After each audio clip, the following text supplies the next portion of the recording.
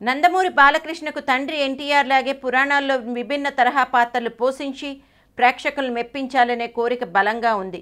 ప్రాచీన తెలుగు సాహిత్యాన్ని శ్రద్ధగా చదవడమే కాదు, అప్పుడప్పుడు సందర్భానుసారంగా పద్యాలు కూడా ఉదహరిస్తూ అందరినీ ఆశ్చర్యపరుస్తూ ఉంటారు. అలాగే సినిమా సాంకేతిక పరిజ్ఞానం మీద కూడా ఆయనకు మంచి ఆసక్తి. కొత్తగా వస్తున్న మూవీ కెమెరాలు, లెన్సులు వంటి వాటి గురించి ముందుగానే తెలుసుకుంటూ ఉంటారు. ఎన్టీఆర్ తొలిసారిగా దర్శకత్వం వహించిన సీతారామ కళ్యాణం అంటే బాలకృష్ణకు చాలా ఇష్టం. అది పౌరాణిక చిత్రాలకు ఒక ఎన్సైక్లోపీడియా అంటారు. తాను కూడా డైరెక్ట్ చేయగలననే నమ్మకం ఏర్పడగానే మహాభారతంలోని అత్యంత ఆసక్తిదాయకమైన విరాట పర్వాన్ని తన దర్శకత్వంలో నిర్మించనున్నట్లు ప్రకటించారు.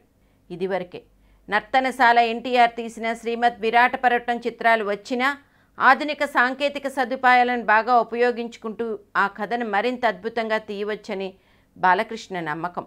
ఎన్టీఆర్ శ్రీమద్ విరాట పర్వంలో నటించినట్లే కృష్ణుడు, అర్జునుడు, బృహన్నల, సుయోధన, కీచక పాత్రలను తాను ధరిస్తున్నట్లు ప్రకటించారు.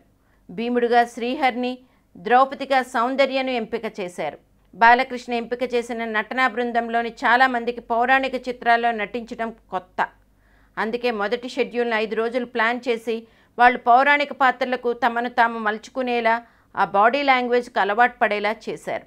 5వ రోజు ప్యాకప్ జరిగాక అందరూ 2వ షెడ్యూల్ మళ్ళీ ఎప్పుడు ఉంటుందని ఉత్సాహంగా అడిగేసరికి బాలకృష్ణలో ఆత్మవిశ్వాసం రెట్టింపైంది.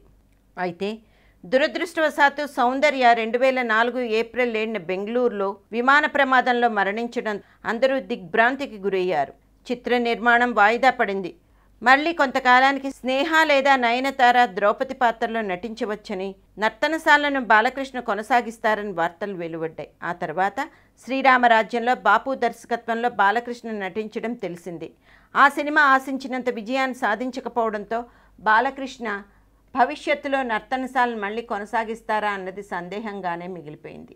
ఎన్టీఆర్ కన్న కలల్లో ఒకటి అందరికీ అందుబాటులో ఉండేలా ఒక క్యాన్సర్ ఆసుపత్రిని అభివృద్ధి చేయాలని. ఆ కళను బాలకృష్ణ ఎలా నిజాం చేశారన్నది వచ్చే భాగంలో తెలుసుకుందాం.